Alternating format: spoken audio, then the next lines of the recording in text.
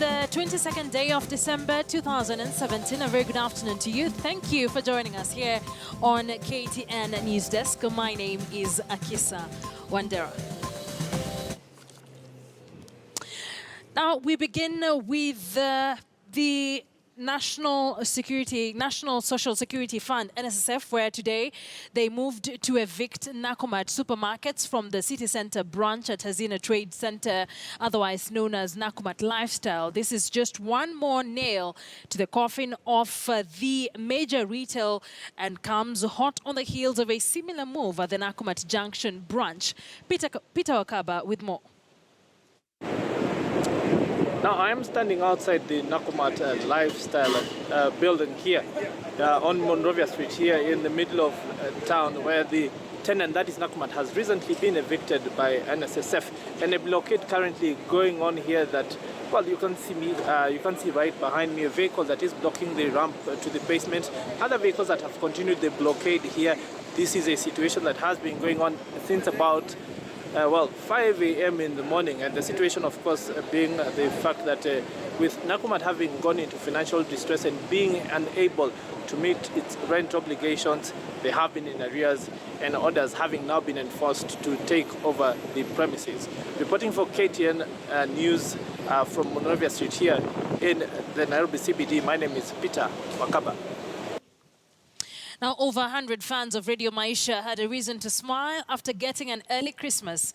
The elated fans won themselves a bus as well as SGR tickets and vouchers and will travel up country to celebrate Christmas and New Year with their families in a promotion dubbed Maisha Christmas.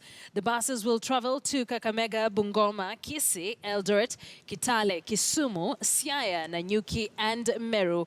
Those from Mombasa will travel by Madaraka Express. The fans also got an opportunity to interact with different talk show hosts and presenters.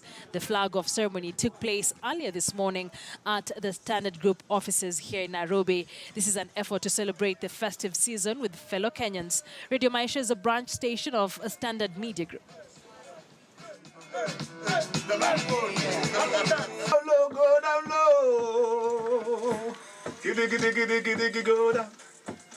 Atuende tu shago kama mtu atuende kawaida. Kimala mala.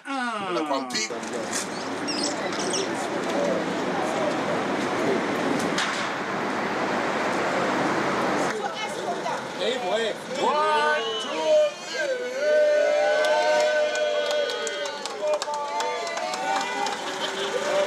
Maisha Christmas ni njia yetu ya kusema asante kama Radio Maisha kwa wasikilizaji wetu ambao wamesimama nasi tangu wakati tulipoanza Radio Maisha.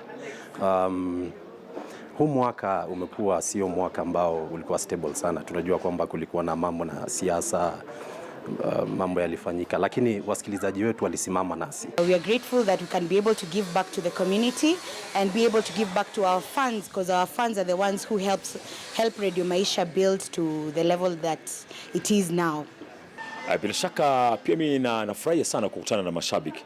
Unajua tena, kama unajua tena, radio sio kama runinga, ni sauti tu unazisikiza, unasikia sauti za mashabiki fulani, lakini siku kama leo inakuwa ni siku maridadi kabisa, manake you can fix the voice and the body. Ama sura na sauti pia unaweza pata kukutana, na vile vile pia kumingle pia na wao, kuzungumza mawili matatu, kushare at the same time. Pia unapata ideas pia mbili tatu pia kutoka kwao ambazo maybe unaweza kuzitumia na kuweza kuboresha kazi yako zaidi.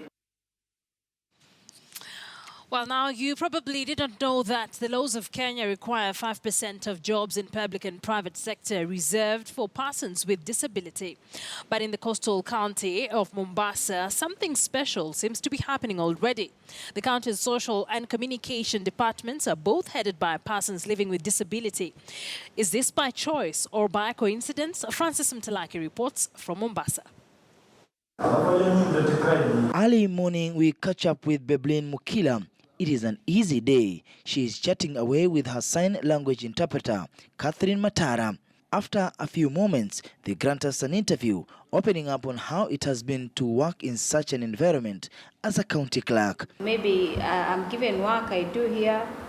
When we have events, we have some programs outside, I go assist, then I come back and do the clerical works. First, when I was employed, when I came to work here, I tried learning. The experience is good. I've been learning, and right now I'm good. I feel like it's good.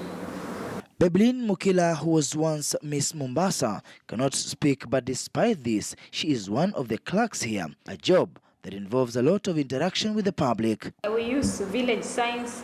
Most of the other staffs use village signs. Some write down when it's difficult. Some of them, we also have interpreters around in our office, so it's not hard. Next to her office is a former radio presenter Esther Ingolo. Many loved her powerful voice at Radio Maisha, but now she has been tasked with spearheading gender and disability matters.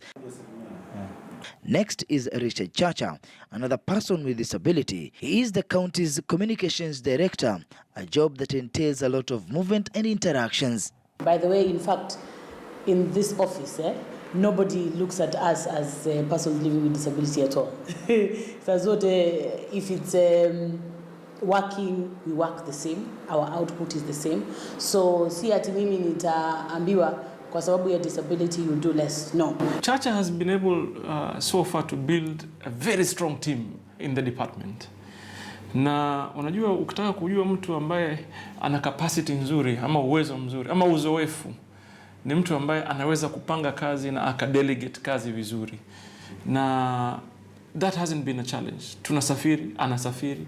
He represents us here at Nairobi and internationally. Outside office work, we come across Mwachia Saidi. One of the drivers, interestingly, is Beblin Mukila's driver, making one to wonder how they communicate with the traffic police on the road. Nikiingia kwenye kazi, kitu cha kwanza, mara yangu ya kwanza, nikikutana na polisi, walinisimamisha. Alafu wakaniuliza kama mimi ni deaf, nikasema ndio. Wakaniambia nionyeshe driving license, nikawaonesha. Yes, we have met some police on the road. Sometime around Nyali, I was driving. Then there was some traffic police. They were speaking. I was telling them I'm deaf, and they didn't believe. First they said, beautiful women, they are deaf. They are deaf, and I had to show them my disability card. And I told them, you have to, I was trying to explain, you have to use sign language. So they checked everything, then we went. Having begun as a mechanic driver, Mwachia says, while in driving school, he faced many challenges, but chose to soldier on. To date, he says he has never caused any accident. Wakati nikiwa barabarani, challenges ziko pale. Same pengine watu wa bodaboda, venye wanapenya mbele ya magari. Kama pengine kutokea accident, kama pengine kuna ninio, uko pengine unataka kuovertake, kuna sheria ya kuovertake. Like me, I wear an artificial leg. On days that are hot, I am able to go home at 3 because then nimevaa mguu kwa muda mrefu, so it's bound to probably hurt, and that is not an issue. Usione wewe umesimama na miguu sasa ukafikiria maisha yako ndio yamefika mwisho. They say the society needs to understand that despite their physical disabilities, they are well able to discharge their duties in service to the public.